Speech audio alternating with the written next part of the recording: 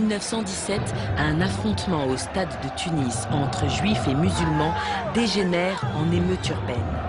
Les autorités coloniales françaises soumettent la reprise des matchs à la création d'une équipe mixte réunissant les deux communautés. 3 jeunes Tunisiens de 18 ans, menés par Mohamed Zouaoui, s'y opposent. Alors ces jeunes-là, justement, s'étaient retrouvés dans un café pour discuter de la création de ce club-là. Ils ne savaient pas du tout comment procéder. Et ils n'avaient pas envie d'appeler l'Espérance comme la plupart des clubs du monde. Football club, racing club, athlétique, etc. Ils avaient envie de choisir un nom générique qui soit puissant et qui soit beau. Et ils ont eu la chance justement de se retrouver dans le café de l'Espérance, aux portes de la Médina.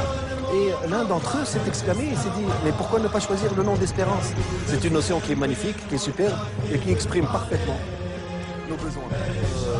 Il y a eu cette nécessité d'avoir un club purement musulman qui s'est manifesté et c'est de là qu'est née l'Espérance. Tout cela s'est déroulé dans un contexte de rivalité ethnique, religieuse. Tout le monde est devenu espérantiste parce que l'Espérance jouait ce jour-là contre le Stade Gaulois ou le Racing ou l'Italie ou qu'elle a enlevé un titre, etc.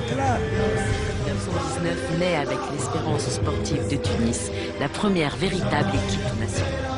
Les difficultés ont commencé immédiatement parce qu'il fallait rédiger des statuts, il fallait se conformer à une réglementation qui existait à l'époque qui prévoyait que ces équipes devaient être présidées par un Français.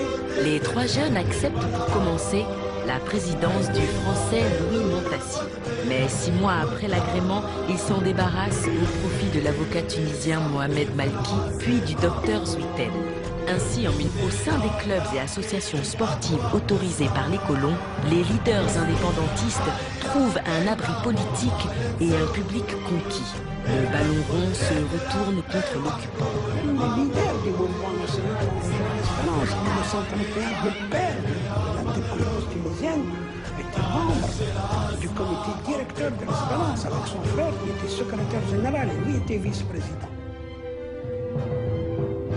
Si le président Bourguiba, le leader de l'indépendance, a éprouvé le besoin de s'intégrer à l'Espérance parce qu'il avait déjà mesuré toute l'importance et tout que cela pouvait avoir pour le mouvement national de canaliser une association extrêmement populaire.